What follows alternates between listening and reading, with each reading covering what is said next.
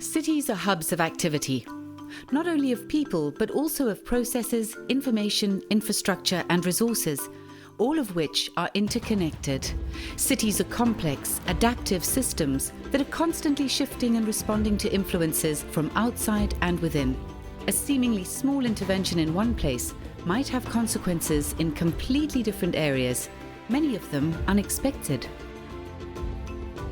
A lot of African cities are experiencing high urbanization rates, informality, and urban poverty. These cities need urban planning techniques that are tailor-made for their context.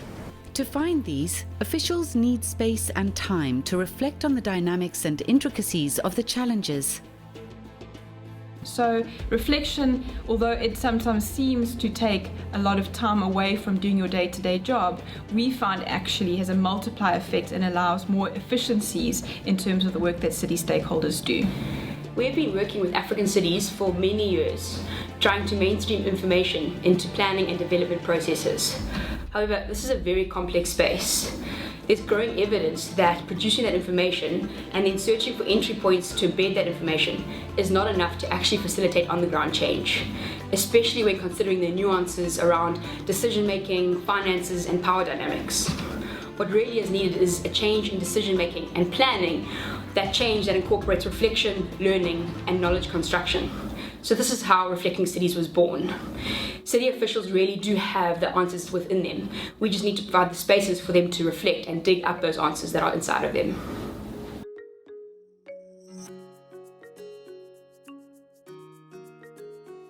Each of the 4 project cities identified their most pressing challenge within the planning system. Lilongwe and Blantyre in Malawi both chose traffic management. Kampala in Uganda wanted to increase urban greening, and Entebbe, also in Uganda, wanted to manage their city's waste better.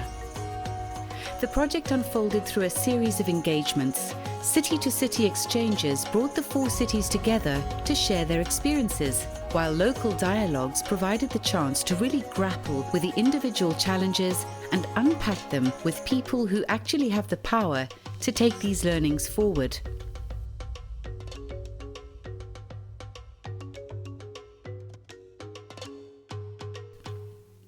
In Blantyre and Lilongwe, getting around in a car is a big challenge. There are too many vehicles, informal traders block the roads, and taxis bend the rules and risk citizens' safety. We brought representatives from all levels of government to discuss these issues face to face. Local governments and their citizens may be experiencing these challenges most acutely, but national government needs to be part of the solution. And it also facilitated a lot of dialogues, not only between national and local government, but also between cities, and exchanged information on how they can deal with challenges around transport into the cities. We also invited the local taxi associations to tell their side of the story.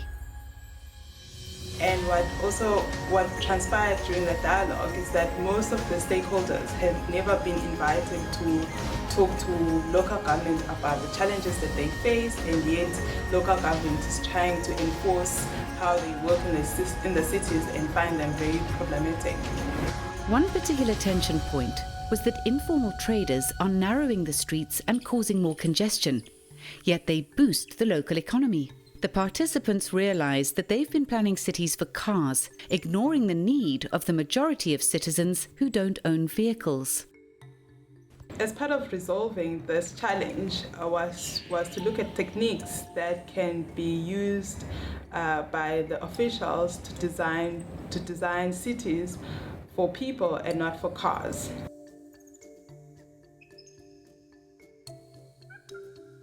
Kampala City is rapidly running out of green spaces, but as the city continues to expand, development is compromising open areas. A lack of budget and incentive is hindering the city from advocating for urban greenery. At the dialogue, we proposed a new way of thinking, where urban greening can be increased by incorporating it into other, better financed infrastructure projects. From this session, KCCA realized that by integrating urban greening projects into other areas, they can solve multiple challenges at the same time while reducing the costs and the maintenance.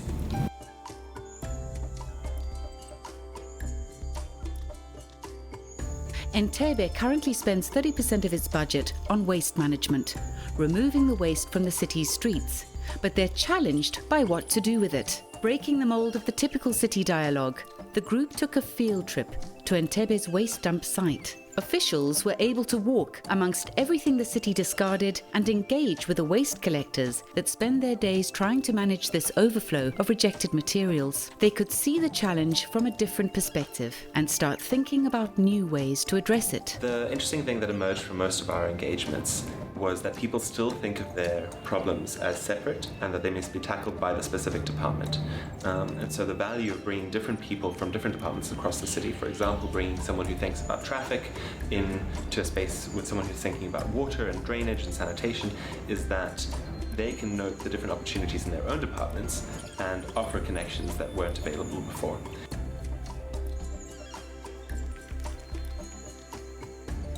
When planning, there is a tendency to look at this at a surface level.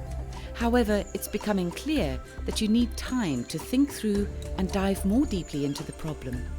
Because even if we provide just financial resources to the councils, they may not be long-lasting. But if we provide skills and the knowledge and the information for them to address their own challenges, then it means there are going to be the issues, the challenges, the measures that they are going to come up with that are going to be sustainable. So once you understand the problem, then I think the solutions will come in automatically. So I've read that if only we take our time as city managers, bank planners, administrators, and we reflect on the different innovations, we'll come up with appropriate solutions to the challenges affecting our cities. And so how do we take a step back and look at the complexity of the situation and find ways that we can try and move forward a bit more incrementally and a bit more collaboratively to find real solutions that work in the long term. But if you look at the challenges that we're facing, they could have been better worked on if institutions were talking to one another. As African countries, we have similar problems, and we really need to be sharing. We need actually more of such meetings, such opportunities to share experiences and so that we learn from each other how to go about tackling the emerging issues.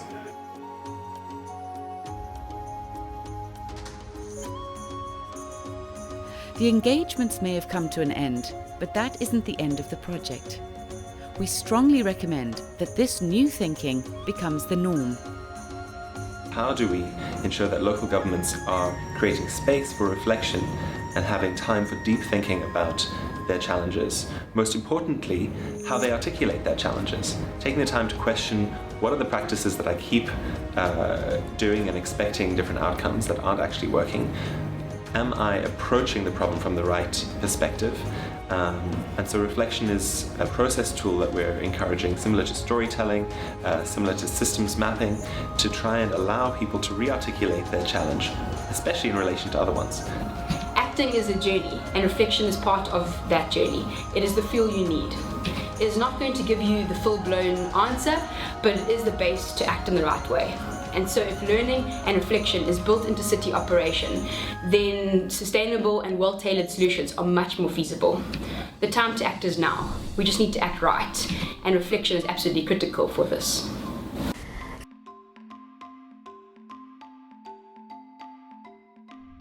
To motivate continued reflection, each city co-created a roadmap to guide actions and to ensure they take their newfound knowledge forward.